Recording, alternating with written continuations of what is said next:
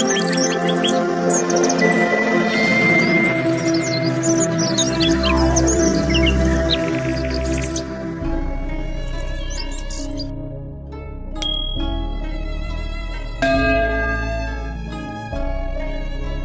friends, I am fine and I hope that you will be also fine. Today's story topic is Salma Mumtaz. Please put on the nice comment, press bell icon, and first of all you subscribe my channel so that you will receive my video easily. Thank you friends. Salma Mumtaz made her film debut as an actress in the 1960s. Urdu language film Nilofar 1960. A dancer in addition to an actor, Mumtaz acted in more than 300 films, mostly Punjabi language films during her career. She also became known for portraying mother and motherly figures opposite well-known Pakistani and Indian actors including Wahid Murad, Muhammad Ali, Shahid and Punjabi language film actor Akmal.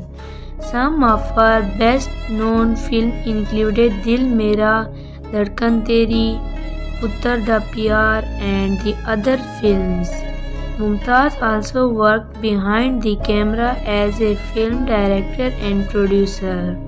Salma Mumtaz was born in Jalandhar, present-day India in 1926. Mumtaz's brother Parvez Nasir was a film producer. Mumtaz moved to the city of Lahore, Pakistan, with her family following the British partition of India in 1947. Salma Mumtaz died in Lahore on 21 January 2012 from complication of a long battle with diabetes at the age of 85.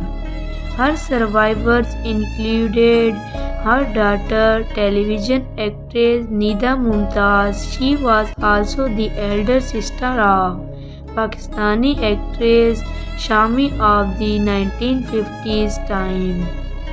Her colleagues from the Pakistani film industry, including actress Bahar Begum and film scriptwriter Parvez Kaleem, paid tributes to her after her death.